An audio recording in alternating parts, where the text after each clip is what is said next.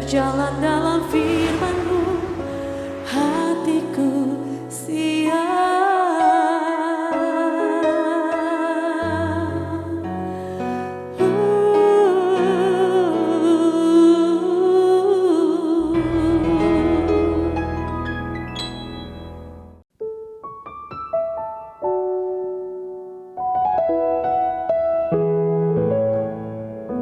Salam, God lover yang dikasihi oleh Tuhan.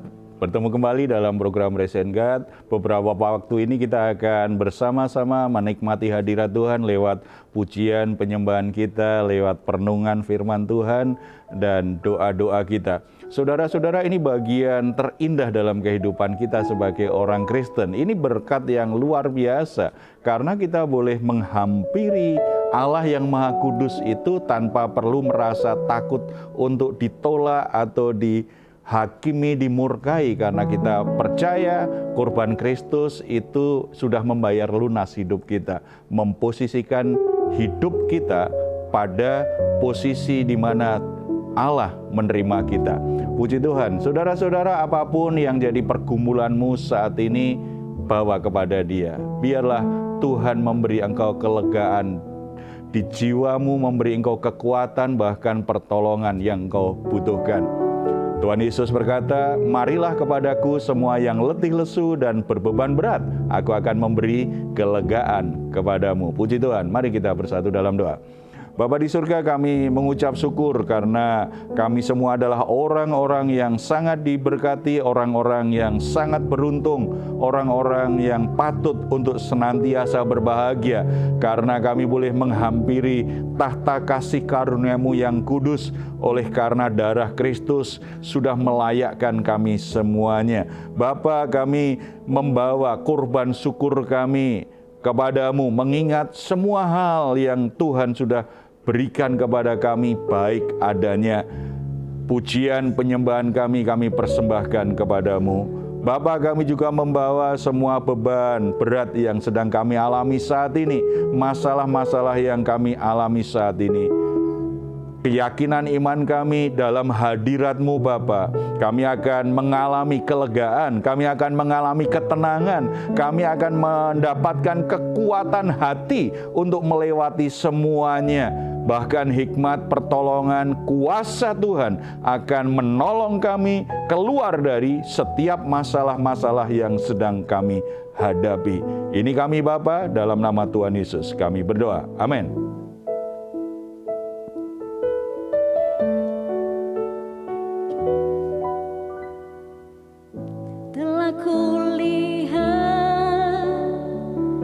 Bukti kasih-Mu, Kau menderita gantikanku. Dengan darah-Mu, Kau selamatkanku.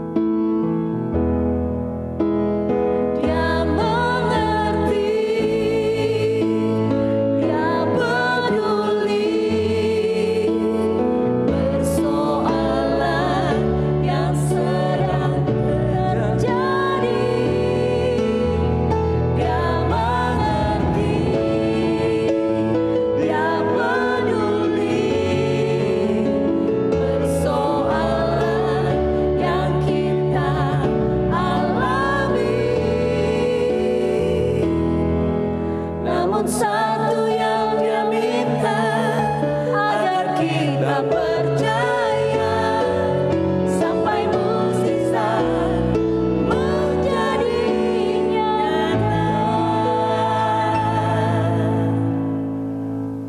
Saudara-saudara, banyak orang yang senang untuk membantu pekerjaan Tuhan, senang untuk terlibat dalam pelayanan, bahkan apa yang dia miliki dia rela berikan. Cuma kadang-kadang ada yang kehilangan fokus, dipikir pemberian dan dia pengen ada sesuatu yang terjadi, itu yang utama. Lupa bahwa kalau bicara tentang kehidupan ini dan bicara tentang pelayanan, itu mestinya selaras dengan agendanya Tuhan. Keinginan besar kita untuk sebuah pelayanan ke depannya seperti apa, itu mestinya selaras dengan agendanya Tuhan. Kalau tidak, maka kita akan menjadi kecewa ketika kita tidak menemukan atau melihat semuanya tidak seperti yang kita harapkan.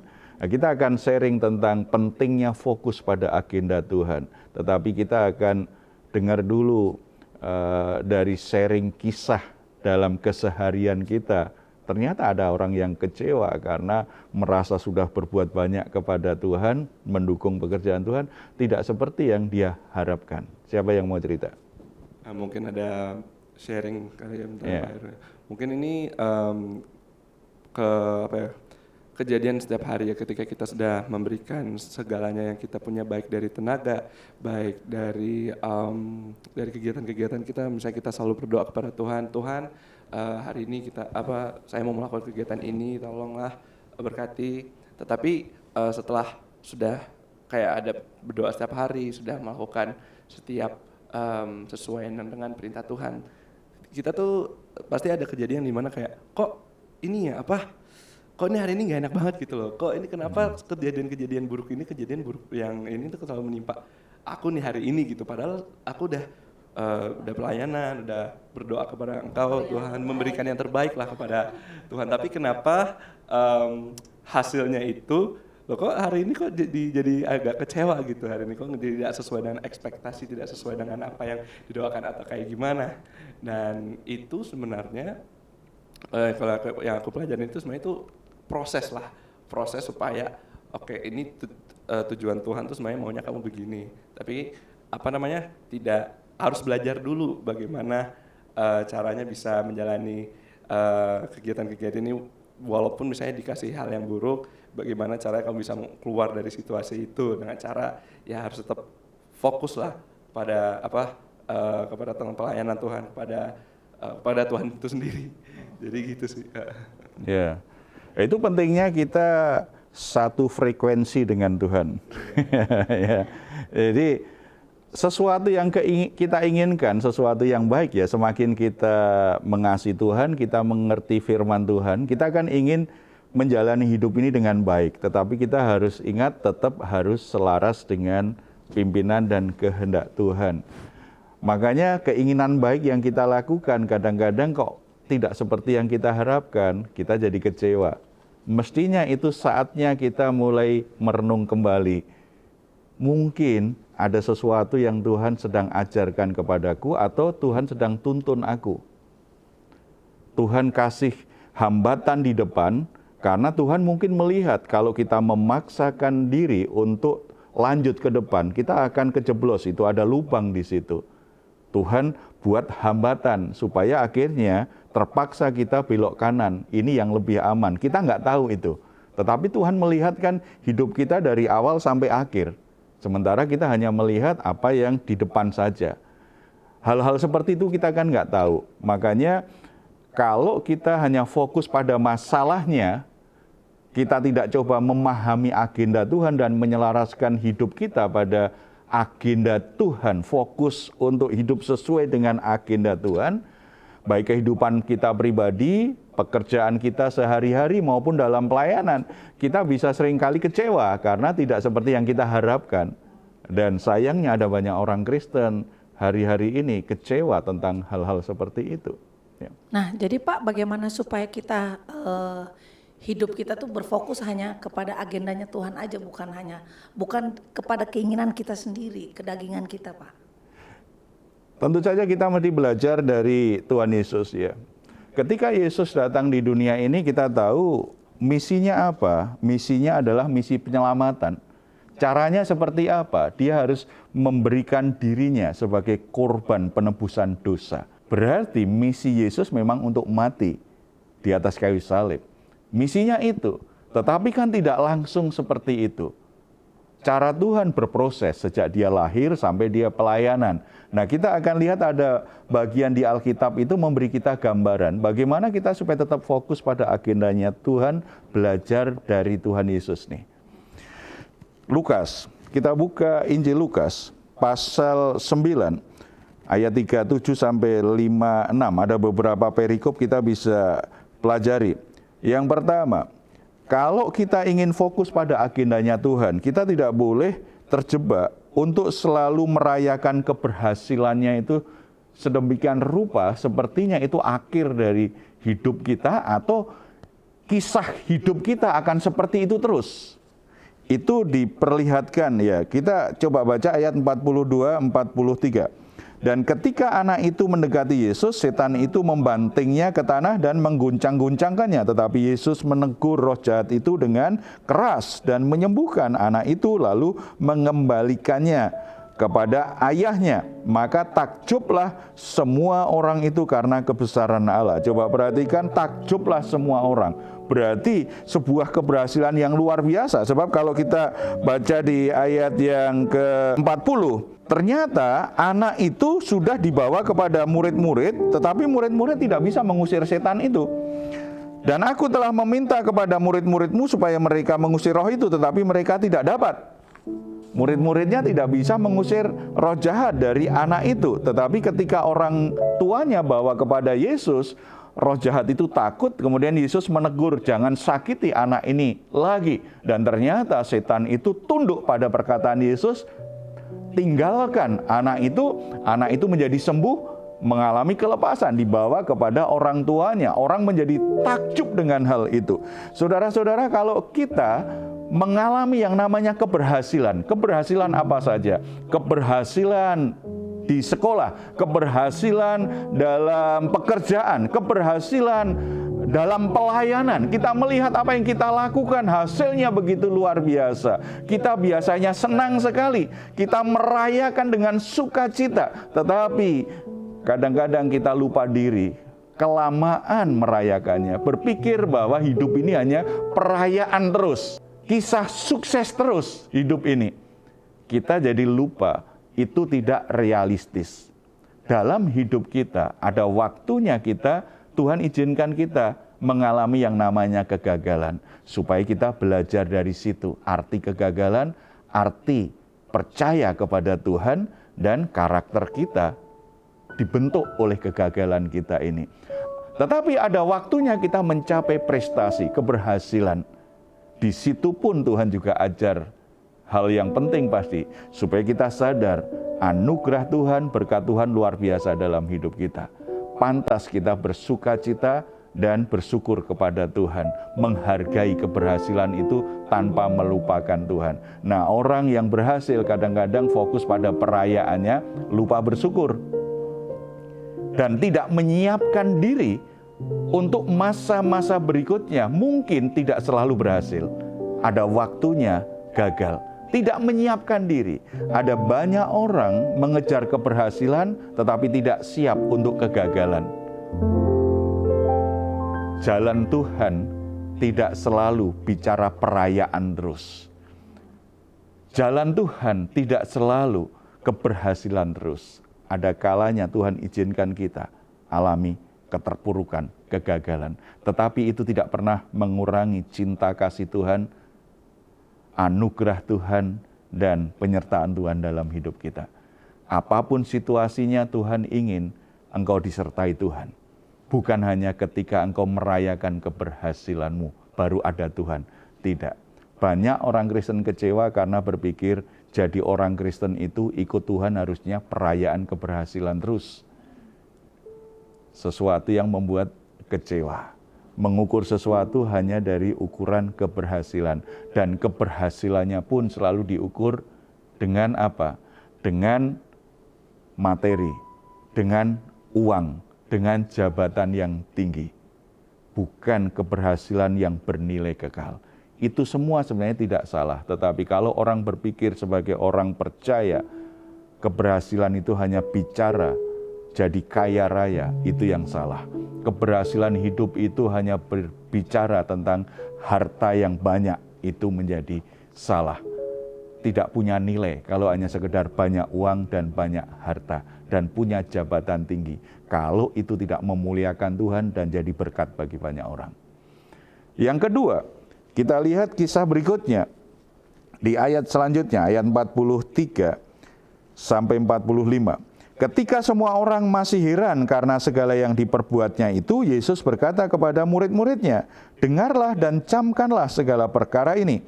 Anak manusia akan diserahkan ke dalam tangan manusia. Mereka tidak mengerti perkataan itu sebab artinya tersembunyi bagi mereka, sehingga mereka tidak dapat memahaminya dan mereka tidak berani menanyakan arti perkataan itu kepadanya."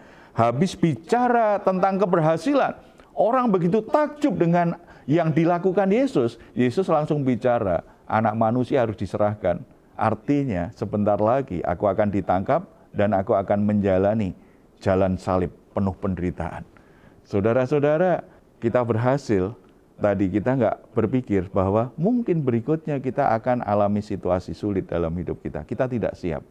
Yesus mengajarkan jalan Tuhan itu, agenda Tuhan ternyata tidak meniadakan penderitaan. Tidak meniadakan jalan sulit, tidak meniadakan salib. Yesus yang kedua berkata, saatnya aku sebentar lagi masuk di jalan penderitaan. Saudara-saudara, agenda Tuhan itu selalu berbicara tentang itu. Ada saatnya Tuhan bawa kita naik, tetapi ada saatnya Tuhan izinkan kita turun. Setelah itu naik lagi.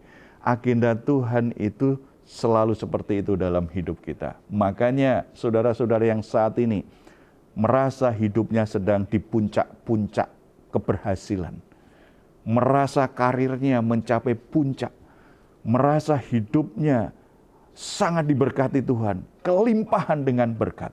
Tidak ada sesuatu pun yang kurang. Karena Tuhan melimpahi engkau dengan berkat. Tuhan memposisikan hidupmu pada posisi di puncak kehidupanmu, keberhasilanmu. Jangan lupa, ada masanya Tuhan akan membawa engkau turun, bukan karena ingin menghancurkan hidupmu, untuk membawa hidupmu sesuai dengan agendanya.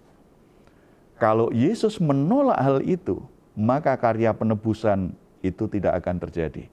Tetapi Yesus menyadari, aku datang bukan untuk merayakan keberhasilan. Aku datang untuk menggenapi misi kerajaan Allah. Menyelamatkan orang-orang yang berdosa.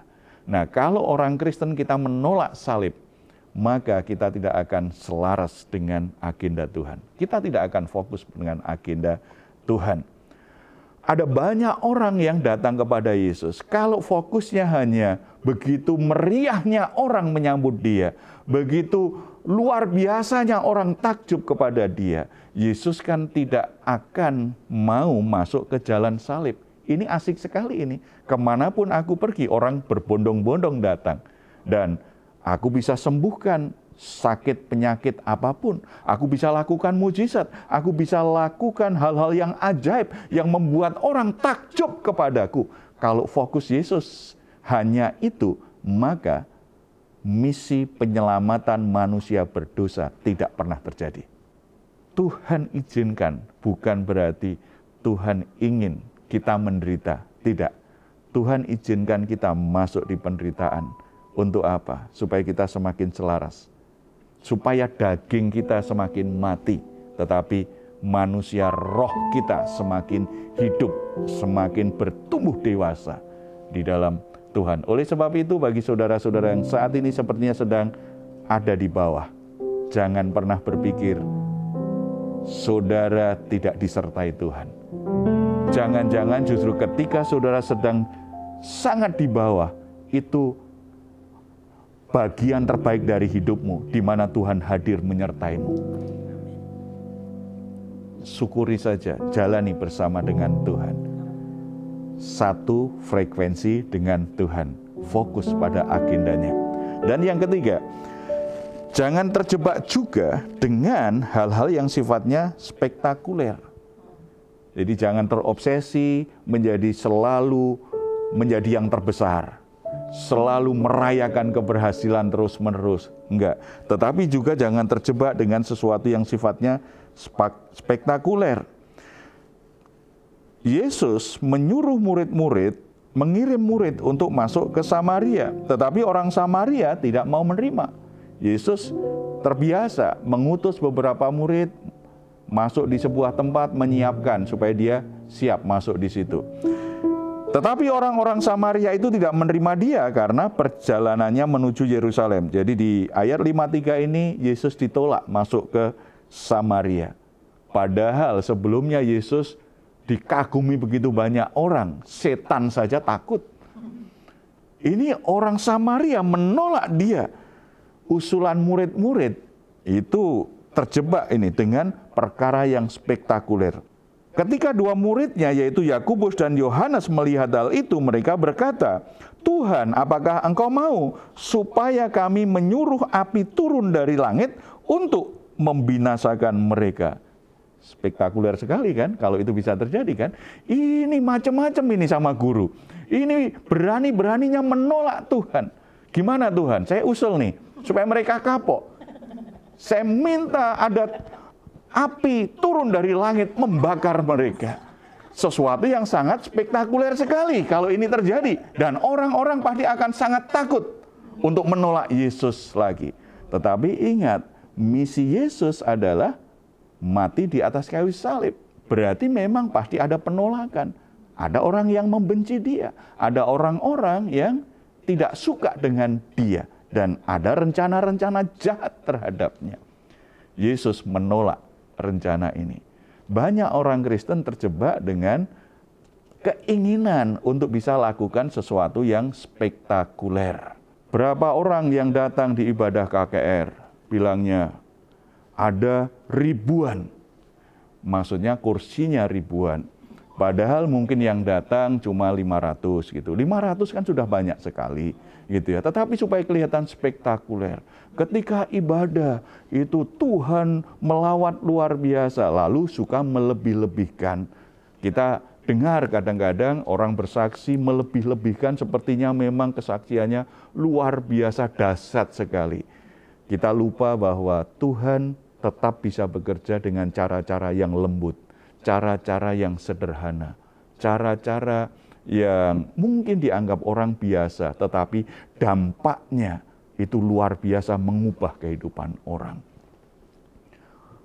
Anak muda yang kerasukan tadi, coba, setiap roh jahat menyerang dia, dibanting-banting, dan itu pasti sangat sakit sekali dan bahaya sekali. Ketemu Yesus, ketakutan setan, Tuhan hanya menegur. Tidak ditunjukkan, Tuhan menunjukkan kuasanya luar biasa dengan cara-cara yang dramatis sekali, yang spektakuler. Enggak, Tuhan menegur. Setannya takut. Anaknya disembuhkan dan berubah. Pelayanan Kristen, kehidupan Kristen, penekanannya itu bukan sebuah tampilan yang spektakuler, tetapi perubahan yang spektakuler. Perubahannya yang harus besar, bukan gaya pelayanannya. Anak-anak muda yang terlibat pelayanan ya, jangan terjebak ingin kelihatan pelayananmu spektakuler. Tetapi rindukan lewat pelayananmu, ada banyak orang yang mengalami perubahan besar. Hidup mereka diubahkan. Mungkin pelayananmu sederhana, tidak apa-apa. Tetapi engkau lakukan sepenuh hati, benar-benar bergantung kepada Tuhan. Ketika engkau melayani, Roh Kudus menjamah hati orang yang engkau layani, hidupnya berubah. Itu yang paling penting. Yang paling penting dari misi Yesus Kristus apa? Hidup orang diubahkan. Orang berdosa diampuni, orang berdosa jadi ciptaan baru. hidupnya berubah, yang lama berlalu, yang baru datang. Itu yang lebih penting daripada penampilan yang spektakuler. Demikian juga yang masuk dunia kerja. Jangan terjebak ingin kelihatan spektakuler. Tidak, harus belajar bertekun. Apa yang Tuhan sudah buka bagimu, kerjakan dengan tekun, dengan konsisten, dengan komitmen, sepenuh hati untuk Tuhan. Ketika kita bekerja sepenuh hati untuk Tuhan, walaupun itu pekerjaan yang sederhana, Tuhan akan berkati. Dan kalau engkau dilihat Tuhan setia melakukan pekerjaanmu, Tuhan akan percayakan perkara-perkara yang lebih besar ke depan. Amin, amin. Oleh sebab itu, fokus pada agenda Tuhan. Jangan hanya keinginan-keinginan yang itu justru mengelabui diri kita sendiri. Mari kita bersatu dalam doa. Bapa di surga, kami ucap syukur karena di dalam Yesus Kristus Tuhan punya rencana yang besar dalam hidup kami. Amin. Ada sesuatu yang begitu indah dalam hidup kami melalui apa yang kami lakukan. Baik dalam dunia kerja, baik dalam rumah tangga maupun dalam pelayanan di gereja. Tuhan punya rencana yang sangat indah, yang sangat baik. Amin. Ajar kami, tuntun kami, supaya kami tetap selaras dengan agenda Tuhan. Fokus pada agenda Tuhan. Ingatkan kami ketika kami terjebak pada keinginan-keinginan, supaya kelihatan spektakuler, kelihatan luar biasa. Tuhan ingatkan kami, supaya kami tetap fokus kepada agendamu. Fokus pada kehendak-Mu. Ingatkan kami ketika kami terlalu asik merayakan kemenangan, merayakan keberhasilan, menikmati berkat-berkat Tuhan, tetapi kami lupa akan agenda Tuhan. Mengapa kami diberkati Tuhan? Mengapa kami diberi keberhasilan? Mengapa kami dibawa Tuhan naik bukan turun? Supaya kami selalu ingat itu dan fokus tetap pada agenda Tuhan. Kami tidak kehilangan arah, kami tidak lupa diri, dan kami tetap ada di jalur yang semestinya yang Tuhan inginkan. Amin. Terima kasih Bapa di surga. Tuhan berkati saudara-saudara kami yang saat ini Tuhan beri kesempatan pekerjaan, walaupun pekerjaan yang sederhana, tetapi biarlah mereka setia melakukannya dengan baik, sepenuh hati untuk Tuhan. Demikian juga anak-anak muda yang mulai melayani, merintis pelayanan. Mungkin pelayanan mereka sederhana, tidak seperti hamba-hamba Tuhan yang lain yang kelihatan luar biasa. Tetapi biarlah hamba-hambamu yang muda ini boleh melayani dengan penuh kesetiaan, penuh dengan ketekunan, sepenuh hati untuk Tuhan, selaras dengan agenda Tuhan. Kami sangat percaya apapun yang kami kerjakan, selaras dengan kehendak Tuhan, itu akan disertai Tuhan, akan diberkati Tuhan, akan dibawa Tuhan pada kemuliaan demi kemuliaan. Amen. Dan Tuhan kuatkan ketika kami ada dalam posisi di bawah, tidak membuat kami kehilangan arah, tidak membuat kami menjadi kecil hati. Kami tetap percaya akan penyertaan Tuhan yang bisa membawa kami kembali naik. Terpuji namamu Bapa, dalam nama Tuhan Yesus kami berdoa. Amin. Puji Tuhan, saudara-saudara yang dikasih oleh Tuhan Yesus, yang terbaik dalam hidup kita kalau kita berjalan bersama dengan Tuhan dan ke arah di mana Tuhan inginkan. Apapun yang saudara capai menjadi lebih bernilai kalau saudara tetap berjalan sesuai dengan kehendak Tuhan. Kalau saudara saat ini sedang mengalami pergumulan-pergumulan yang sangat berat dalam rumah tanggamu, dalam pekerjaanmu, atau mungkin sedang terbaring di rumah sakit, dalam keadaan sakit, saudara membutuhkan dukungan doa, silahkan menuliskannya di nomor telepon yang tertera di layar saudara. Tim doa kami akan mendukung saudara dalam doa. Jangan pernah kehilangan pengharapan karena Tuhan tetap mengasihimu apapun keadaanmu. Kalau saudara juga ingin memberikan komentar, silahkan menuliskannya di ruang komentar yang ada di channel Diaspora TV. Kami tunggu. Mazmur 4 ayat 8-9. Engkau telah memberikan sukacita kepadaku lebih banyak daripada mereka ketika mereka kelimpahan gandum dan anggur. Dengan tentram aku mau membaringkan diri lalu segera tidur, sebab hanya Engkaulah ya Tuhan yang membiarkan aku diam dengan aman. Puji Tuhan, selamat malam, selamat beristirahat. Tuhan Yesus memberkati kita semuanya. Salam.